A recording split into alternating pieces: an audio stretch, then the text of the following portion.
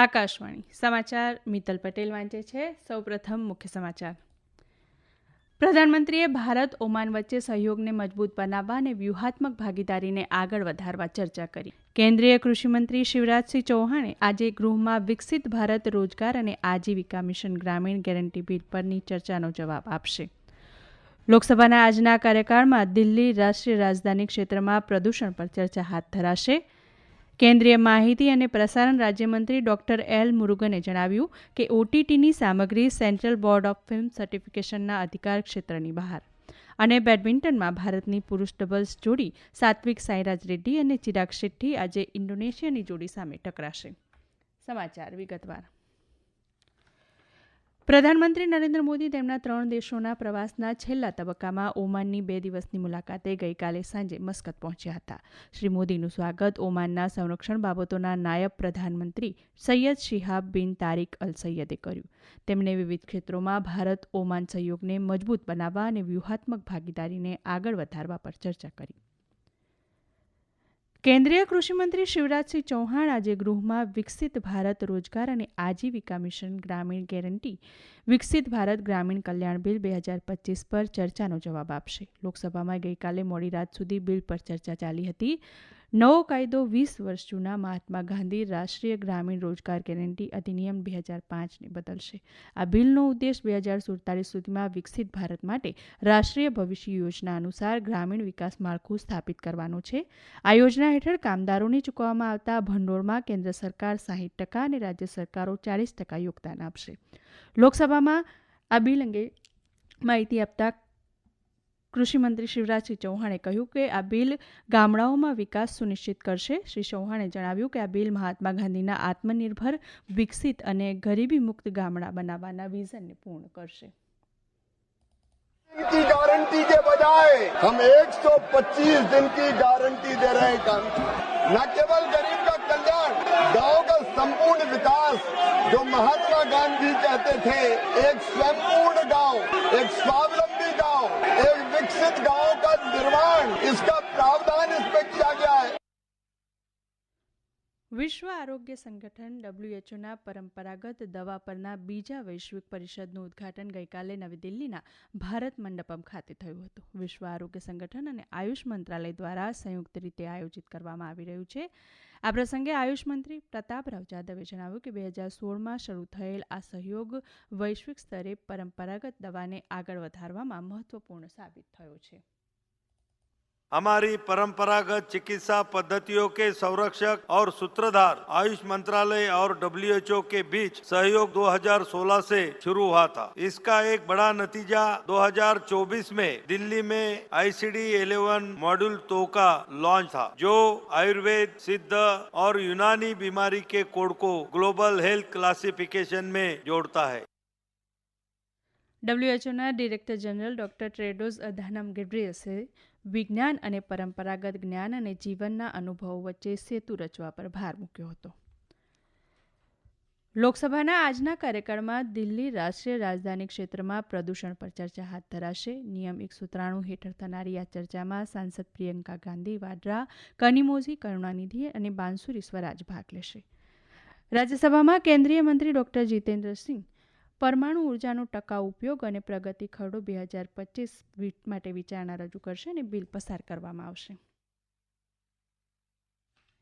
કેન્દ્રીય માહિતી અને પ્રસારણ રાજ્યમંત્રી ડોક્ટર એલ મુરુગને જણાવ્યું કે ઓટીટી મંચ પર રજૂ કરાતી સામગ્રી સેન્ટ્રલ બોર્ડ ઓફ ફિલ્મ સર્ટિફિકેશનના અધિકાર ક્ષેત્રની બહાર રહેશે. લોકસભામાં એક પ્રશ્નના લેખિત જવાબમાં ડોક્ટર મુરુગને જણાવ્યું કે ઓટીટી સામગ્રી માહિતી ટેકનોલોજી મધ્યસ્થી માર્ગદર્શિકા અને ડિજિટલ મીડિયા નીતિશાસ્ત્ર સંહિતા નિયમો 2021ના ભાગ 3ની જોગવાઈઓ હેઠળ નિયંત્રિત થાય છે.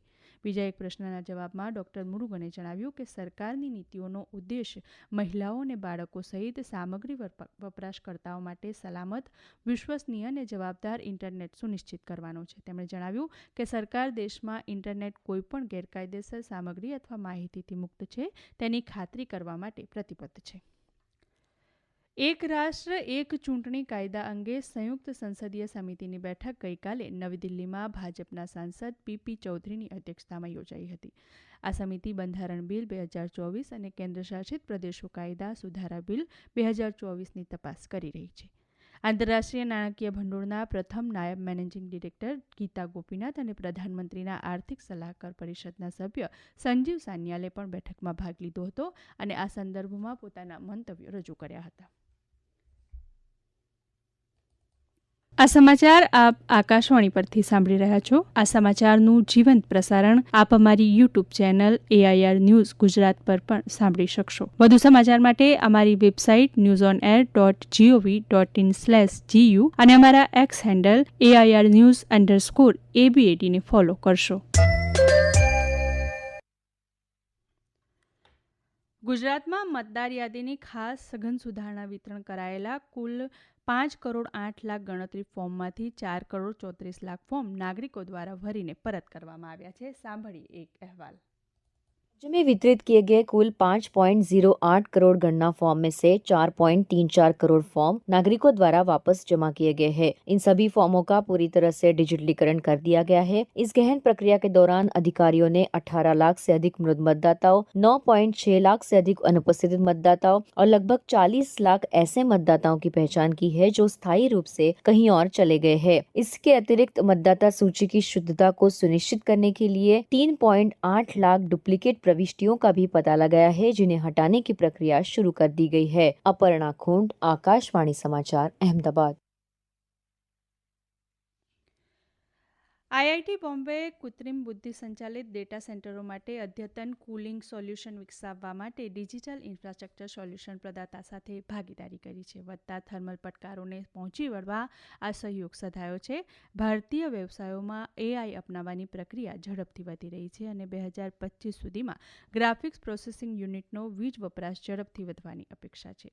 IIT બોમ્બેના ડિરેક્ટર પ્રોફેસર શિરીષ કેદારે જણાવ્યું કે આ ભાગીદારી શૈક્ષણિક સંશોધનને ઉદ્યોગ સંબંધિત ભવિષ્ય માટે તૈયાર સોલ્યુશન્સમાં રૂપાંતરિત કરવામાં મદદ કરશે. હવામાન વિભાગે ઉત્તર પ્રદેશમાં ખૂબ જ ગાઢ ધુમ્મસને કારણે રેડ એલર્ટ જારી કર્યું છે. હિમાચલ પ્રદેશ, ઉત્તર પ્રદેશ, બિહાર અને ઝારખંડના કેટલાક ભાગોમાં શનિવાર સુધી સવારના સમયે ગાઢ ધુમ્મસ રહેવાની ધારણા છે. આગામી 2 થી 3 દિવસ સુધી પંજાબ, હરિયાણા, ચંદીગઢ અને ઉત્તરાખંડમાં પણ ધુમ્મસ રહેવાની ધારણા છે. હવામાન વિભાગે આ મહિનાની 23 તારીખ સુધી જમ્મુ અને કાશ્મીર અને લદ્દાખમાં હળવો વરસાદ અને હિમવર્ષાની આગાહી કરી છે. રાષ્ટ્રીય રાજધાની દિલ્હીમાં હવાની ગુણવત્તા ખૂબ જ ખરાબ શ્રેણીમાં છે, જેથી દિલ્હીના પર્યાવરણ મંત્રી મનજીન્દરસિંહ સિરસાએ જણાવ્યું કે દિલ્હીના પેટ્રોલ પંપ પર માન્ય પ્રદૂષણ નિયંત્રણ પ્રમાણપત્ર વિનાના વાહનોને ઇંધણ આપવામાં આવશે નહીં. બેડમિન્ટનમાં ભારતની પુરુષ ડબલ્સ જોડી સાત્વિક સાંઈરાજ રેડ્ડી અને ચિરાગ શેટ્ટી આજે ઇન્ડોનેશિયાના ફઝર આલ્ફિયાન અને મોહમ્મદ શોહબિલ ફિક્રી સામે રમશે. ચીનના હાંગઝોંગમાં યોજાઈ રહેલી BWF વર્લ્ડ ટૂર ફાઇનલ્સની સેમીફાઇનલમાં સ્થાન મેળવવા માટે આ મેચ મહત્વપૂર્ણ રહેશે. ભારતીય જોડીએ ગ્રુપ બીની પહેલી મેચમાં ચીનના ચાંગ વાંગ અને વેઇકેંગ લિયાંગ સામે જીત મેળવી પોતાના અભિયાનની શરૂઆત કરી હતી. સાત્વિક સાંઈરાજ રેડ્ડી અને Chirag Shetty BWF world tour finals 2025માં ભારતના એકમાત્ર પ્રતિનિધિ છે. અને હવે આજના અખબારોના મુખ્ય સમાચાર રજૂ કરે છે કરણ મકવાણા. આજના અખબારોમાં 1 જાન્યુઆરીથી CNG PNG સસ્તા થશે. પહેલીવાર ટ્રેન દ્વારા કાશ્મીરમાં શસ્ત્ર સામગ્રી પહોંચી અને સાણંદ ધોલેરા GIDCની સુરક્ષા માટે હાઈટેક કંટ્રોલ સિસ્ટમ તૈયાર થશે સહિતના સમાચાર મુખ્ય શીર્ષકમાં વાંચવા મળી રહ્યા છે.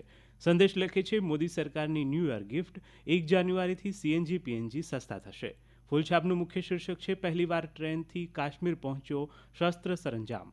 નવગુજરાત સમયનું મુખ્ય શીર્ષક છે, 2026માં AI સેટેલાઇટ આધારિત ટોલ સિસ્ટમ લાગુ થશે. અને દિવ્ય ભાસ્કર લખે છે, સાણંદ ધોલેરા GIDCની સુરક્ષા માટે હાઈટેક કંટ્રોલ સિસ્ટમ તૈયાર થશે.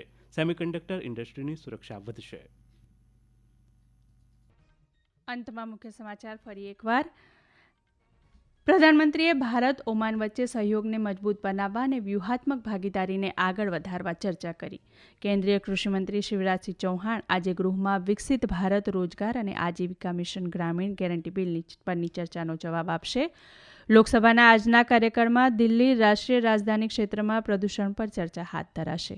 કેન્દ્રીય માહિતી અને પ્રસારણ રાજ્યમંત્રી ડોક્ટર એલ મુરુગને જણાવ્યું કે ઓટીટીની સામગ્રી સેન્ટ્રલ બોર્ડ ઓફ ફિલ્મ સર્ટિફિકેશનના અધિકાર ક્ષેત્રની બહાર.